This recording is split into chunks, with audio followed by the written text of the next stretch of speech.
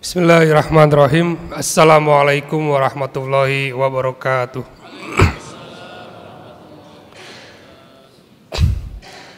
Alhamdulillahirabbil alamin. Nahmaduhu wa nasta'inuhu wa nastaghfiruh. Wa na'udzu billahi min syururi anfusina wa min sayyiati a'malina. May yahdihillahu fala mudhillalah wa may yudlil fala hadiyalah.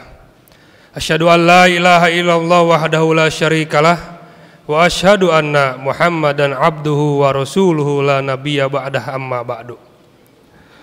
Para jamaah Masjid Darul Ilmi yang insyaallah dimuliakan Allah Subhanahu wa taala.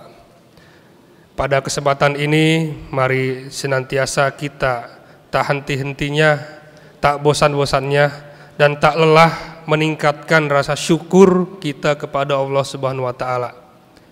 Karena hal ibadah yang paling mudah, ibadah yang paling ringan di sisi Allah, yang tidak banyak mengeluarkan energi, yang tidak banyak mengeluarkan effort, itu adalah mengucapkan syukur alhamdulillah.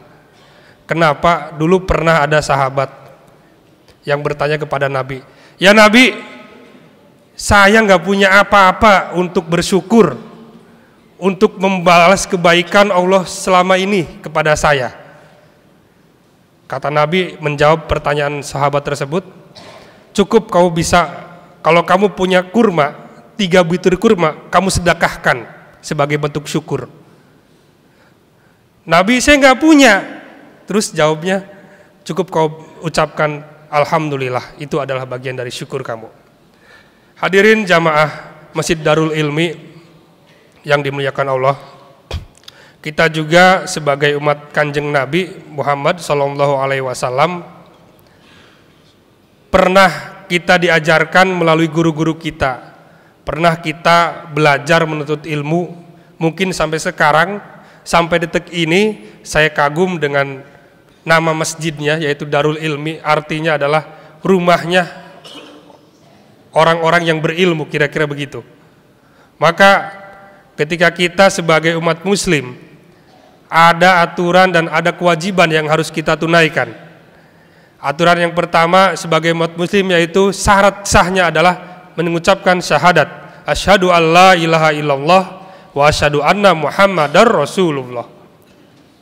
Maka man qala syahadat tersebut, barang siapa yang mengucapkan syahadat tersebut, maka dia termasuk dan sudah menjadi bagian umat muslim. Kemudian setelah syahadat kita diajarkan sholat. Maka ketika ditanya amalan apakah yang akan ditanya oleh malaikat ketika kita meninggal, itu bukan kita punya harta yang melimpah, nanti itu pertanyaannya. Kemudian kita punya istri yang solehah, kita punya anak-anak yang solih dan solihah, kita punya hal-hal di dunia ini yang membantu untuk ibadah kita, itu nanti. Itu jawaban, itu pertanyaan yang akan dijawab nanti. Tetapi yang akan pertanyaan yang pertama yang akan ditanyakan oleh malaikat adalah gimana sholat kamu. Maka rukun Islam yang kedua adalah sholat. Setelah sholat itu adalah puasa. Nah, pada bulan suci ini kita dianjurkan, kita diwajibkan untuk melaksanakan ibadah puasa selama 1 bulan penuh. Namun puasa-puasa yang sudah kita lalui adalah puasa-puasa sunnah, puasa-puasa latihan, puasa-puasa yang sesungguhnya adalah di bulan suci ini. Dan semua amal ibadah yang ada di bulan suci ini Allah lipat gandakan. Allah akan menjadikan amal-amal ibadah yang tadinya ganjarannya cuma 1, maka akan bertambah 2. Kemudian rukun Islam yang selanjutnya adalah ita'uz zakat, yaitu membayar zakat. Para hadirin jamaah Masjid Darul Ilmi yang dirahmati Allah, ini kadang kita keliru. Kadang kita menganggap zakat ini adalah ibadah yang hanya sekedar ibadah. Ketika kita tadi jelaskan bahwa yang pertama adalah syahadat, maka hubungannya adalah hablum minallah, kita hubungannya dengan Allah. Tidak ada hubungannya dengan manusia. Kita mewakafkan diri, kita berikrar bahwasanya kita menjadi muslim, yaitu dengan cara mengucapkan syahadat. Kemudian sholat juga itu hubungannya dengan siapa? Dengan Allah, bukan dengan manusia. Tetapi kalau misalkan sholatnya di pinggir jalan, itu jelas mengganggu jalan, mengganggu orang yang lalu lalang, itu tidak boleh juga. Maka disediakanlah tempatnya, yaitu masjidun, artinya tempat untuk bersujud. Kemudian selanjutnya adalah puasa juga itu hubungannya langsung dengan Allah, batiniyah. Kita dilarang untuk makan, kita dilarang untuk minum, kita ketika ada yang sudah menikah dilarang untuk berhubungan badan di siang hari, itu tidak boleh. Maka kontraknya kita itu dengan Allah. Tetapi puasa, setelah itu ada zakat, itu kontraknya ada dua. Satu dengan Allah, dengan Sang Pencipta, yang kedua itu dengan manusia. Kenapa? Kita sering mendengar bahwasanya zakat ini hubungannya vertikal dan horizontal. Ada ayat Quran yang menyebutkan dalam surat Al-Baqarah ayat 43, Bismillahirrahmanirrahim, wa aqimus sholata wa atuz zakah warka'u ma'ar raqiin, al-ayah.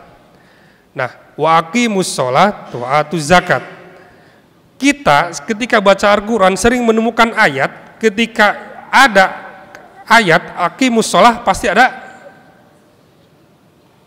aqimus sholata wa aqimus sholata, kemudian wa atuz zakat, itu membayar zakat.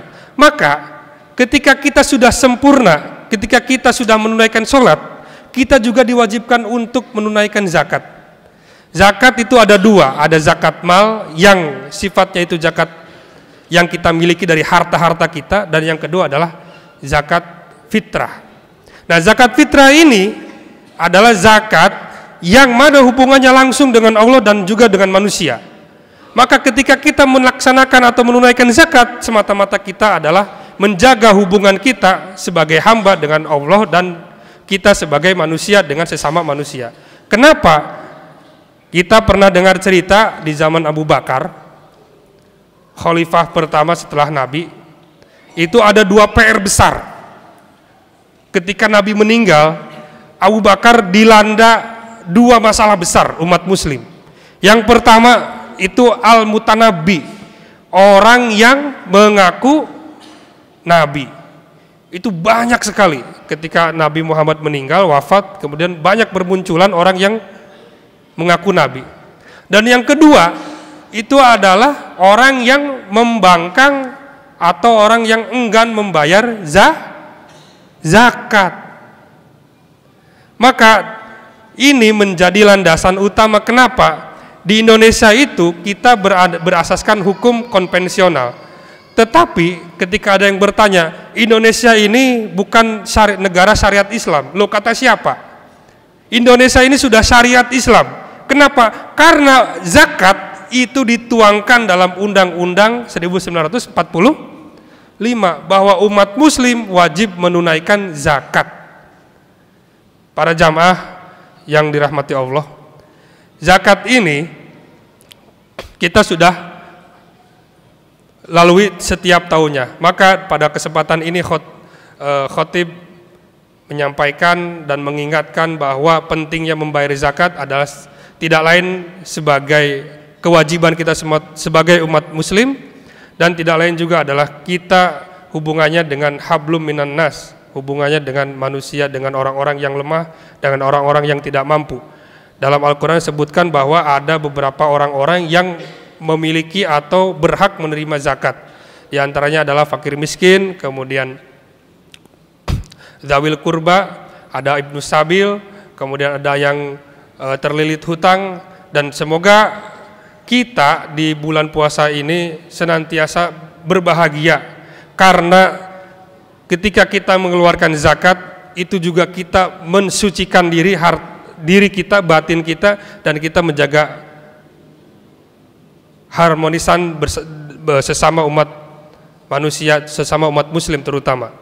Hadirin jamaah Masjid Darul Ilmi yang dirahmati Allah, kiranya ini yang bisa kami sampaikan, khutbah singkat, semoga menjadi hikmah, semoga kita menjadi hamba-hamba yang senantiasa taat beribadah kepada Allah, tidak hanya taat melaksanakan tugas-tugas atau pekerjaan-pekerjaan yang ada di rumah ataupun di kantor, tetapi kita juga senantiasa menjadi muslim yang taat, muslim yang menjalankan syariat, yaitu kita di bulan suci ini kita melaksanakan sholat, kita melaksanakan puasa, dan kita juga tidak lupa membayar zakat.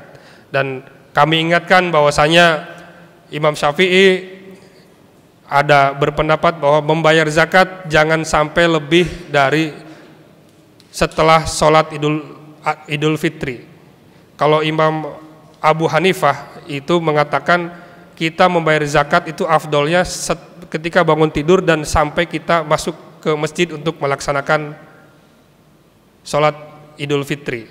Tetapi Imam Malik mengatakan bahwasanya membayar zakat ini afdolnya itu setelah terbenamnya matahari di akhir bulan Ramadan sampai nanti terbitnya matahari. Mudah-mudahan kita menjadi hamba yang beriman, kita menjadi hamba yang bertakwa dengan menunaikan segala perintah dan kewajiban sebagai umat muslim. Akhirul kalam, wallahul muwaffiq ila aqwamit thoriq. Wassalamualaikum warahmatullahi wabarakatuh.